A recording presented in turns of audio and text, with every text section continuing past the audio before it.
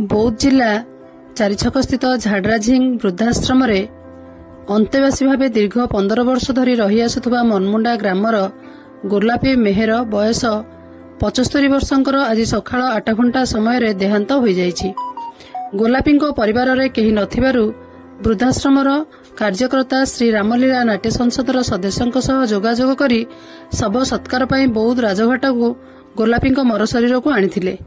शव सत्कार पई श्री रामलीला नाट्य संसदर कार्यकारी सभापति श्रीजुक्त जयनारायण महांती, संपादक श्रीजुक्त मनोज साहू, कान्हा महापात्र, मिकुन घिवला, पवन मिश्र, अमृत महापात्र, रितेश महापात्र प्रमुख वृद्धाश्रमर कार्यकर्ता श्रीजुक्त संतोष राउत और विजय कुमार नंदक उपस्थिति रे शव सत्कार करथिले।